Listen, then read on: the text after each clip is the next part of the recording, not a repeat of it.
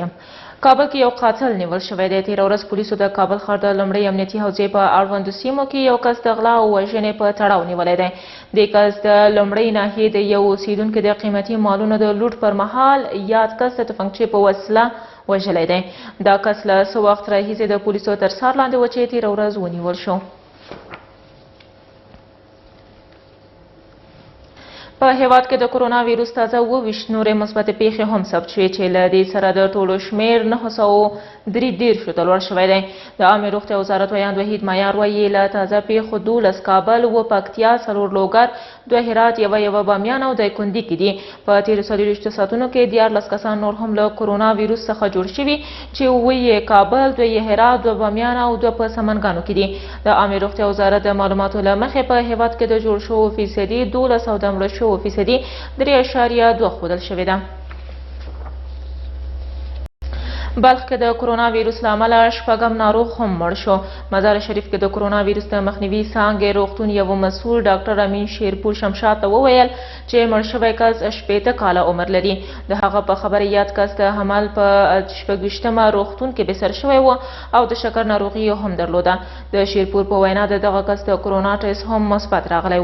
له دې سره په مزار شریف کې د کرونا ویروس له امله د مړه شویو کسانو شمېر 6 تنو ته ورسید. ځانګړو پولیسو په کابل ښار کې 2 تنه له 13 کیلوګرامه چاودیدونکو توکو سره نیولي دي.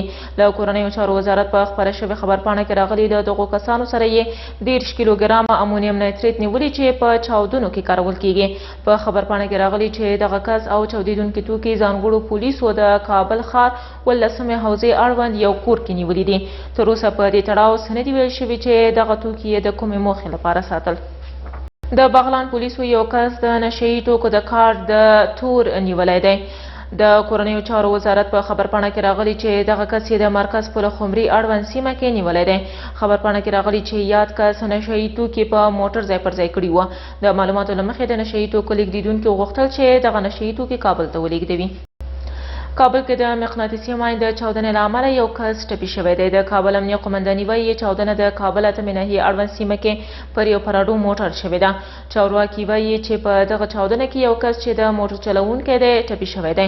یعنې شاهدان وایي چاودنه کې 8 کسان ټپیان شوي دي. په کونړ او ننګرهار کې د چت غورځېدو په پیښه کې 7 کسان مړه شوي دي. د کونړ والي ویاند غني سمیم وایي تېره شپه د خاص کونړ ولسوالۍ په هجرت آباد کمپ سیمه کې د یو کور چت راغورځېدلی دی. د مصمم په خبره په دغه پیښه کې 7 کسان مړه شوي دي. د ننګرهار نیازیانو ولسوالۍ ملاخیلو سیمه کې هم تېره شپه د یو کور چت راغورځېدلی چې یو 9 کلنه نجلۍ پکې مړه شوې ده. په کندز کې 15 طالبان وژل شوي او 7 نور نیول شوي دي. عیني شاهدان وایي چې تېره شپه د امام صاحب ولسوالۍ رضوي سیمې ته څیرمه د شورتېپې پر پوسته د وسلوالو برید کړی دی. د شورتېپې سیمې اوسیدونکي وایي دغه پوسته کې سیمه ییز اردو او سیمه ییز پولیس میشت وه. عیني شاهدان دغه امنیتي سرتېرو تر سهار جګړه وکړه خو پر وخت د اضافي سرتېرو او مهماتو نه رسېدو له امله 15 یې ووژل شول او 7 نور یې اسیر شول. په دغه نښته کې یو سرتېری ټپي شوی هم دی. حکومتي سرچینې هم مرګ ژوبله تاییدوي او د پیښې لامل د سرتېرو ناغېړي یادوي.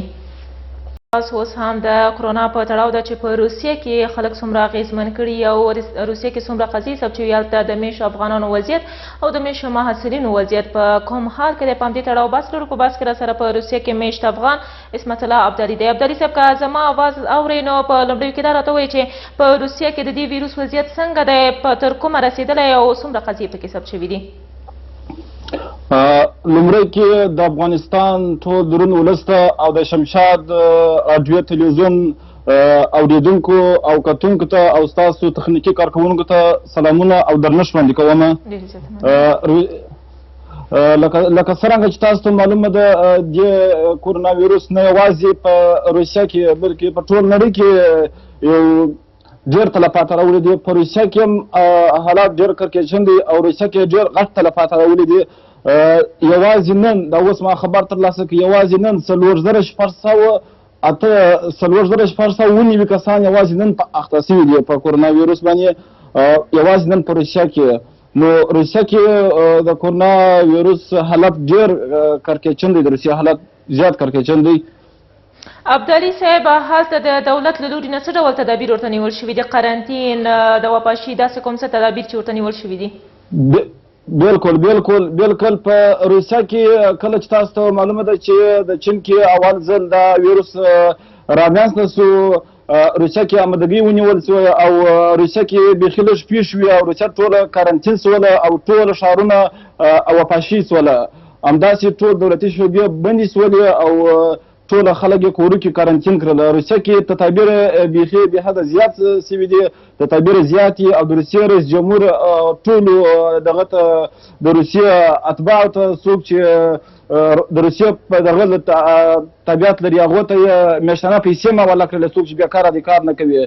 روسیه کې حالات کړکېچن دي د ویروس، خلک ډېر کېږي خو اقتصادي حالات یې سم دي د خود روسانو. په روسیه کې د میشتو افغانانو وضعیت څنګه دی؟ کوم افغانان چې هغلته قرنطین دي یا د خوراکي موادو د کمښت سره خو به مخ نه وي؟ بالکل دا ستا ځینې افغانان سته چې د ډېرو جدي ستونزو سره مخامخ دي چې د هغو اقتصادي ستونزې لري او هغه د ډېرو جدي ستونزو سره مخامخ دي او ډېر افغانان سته چې د هغو اقتصاد سره سم دی، هغوی د ستونزو سره مخامخ نه دي. همداسې د افغان زکریالان د ډېر جدي ستونزو سره مخامخ دي. ویلی سمه چې دوه یا یو مړی لرو، یو شهید تلفات هم لرو روسیه کې د افغانانو څخه مسکو په ښار کې، او ویل کېږي چې نن دومره پیښه هم سوې ده مسکو کې، دوم افغان ور هم په شل رسېدلی دي. تر اوسه پورې مهم دغه نشته، معلومات نشته. څومره افغانان به هلته په کرونا ویروس باندې اخته وي، معلومات لرئ؟ بالکل معلومات لرم، ځینې معلومات لرم، دلته خلک مختلف وایي، خو څنګه چې زه په خبر یم هغه 15 تر 40 نفرو پورې افغانان په اخته دي او تېره شپه مسکو ښار کې د مسکو په دولتي پوهنتون کې 4 افغانان نور هم د مسکو د پوهنتون او د لیلو څخه بیولي دي او کارنټین کړي دي چې هغو مثبت دغه سوي وه، هغه معاینات یې مثبت سوي وه. هلته د میشتو افغان محصلینو وضعیت په تړاو که راته ووایي، د هغوی وضعیت څنګه دی؟ هغوی هم همداسې له سختو حالاتو سره مخ دي او که نه هغوی ته اسانتیاوې برابرې شوي دي؟ او بله دا چې که اسانتیاوې ورته نه برابرې شوي یا د افغان سفارت سره یې اړیکه شته؟ دلته افغان زکریالان د روسیې په ټولو ښارو کې تاسو ته معلومه ده چې د روسیه کې په زرګونو زکریالان په لوړو زده کړو باندې بوخت دي او په روسیه کې 3 رقم زکریالان شته، دولتي شته او د آزاد رقابتي چې راغلي دي او شخصي شته. دلته بالکل زکریالان د ډېرو جدي ستونزو سره مخامخ دي او سفارت زموږ سره بعضې وخت اړیکه ونیسي، بعضې وخت سفارت هم خاص سر نه ګرځي په زکریالانو باندې.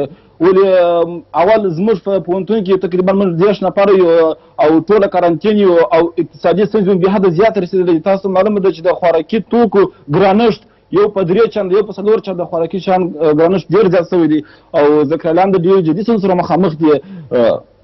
دا ستا ستونزې شته؟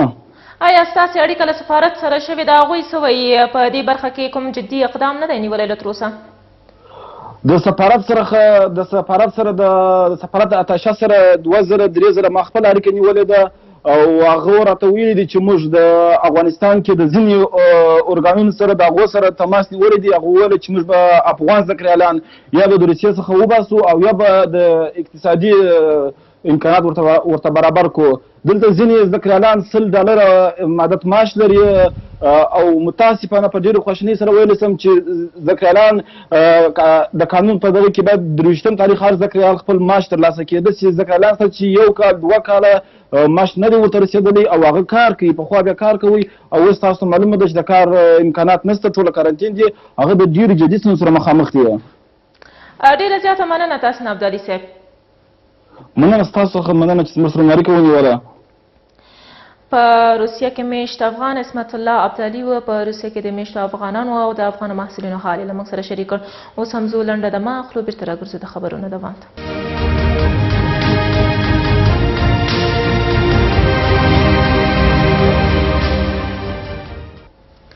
ښه راغلاست خبرونو دوام ته.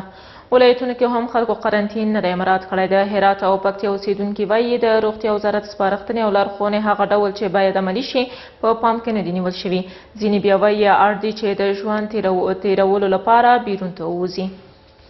دولت که به ما تا حال کمک نکرده که ما نتونیم بیروشیم. اگه بیرون هستیم گوش نمیمونه. شب نوقت خود داخل خونه چیزی ما نداریم. مثلا خونه کرا میدم 2000 کرا میدم توده و برق و همه روزا هم میاییم همین سرکا میاییم. یک مسلمون اگر خیرات دار روغن برنگی نونی. تقریبا په پکتیا کې د کارانتین موضوع یو 50% حل شوي، خو بیا هم له ولسوالیو نه خلک راځي بازار ته، ښار ته، خو هغه مهالویش چې په نورو ولایتو کې د دکاندارانو دپاره سودا اخیستلو دپاره هر سړی ښار ته په همدې بانه راځي، خو مهالویش هغه رقم تقسیم اوقات د پکتیا کې نشته.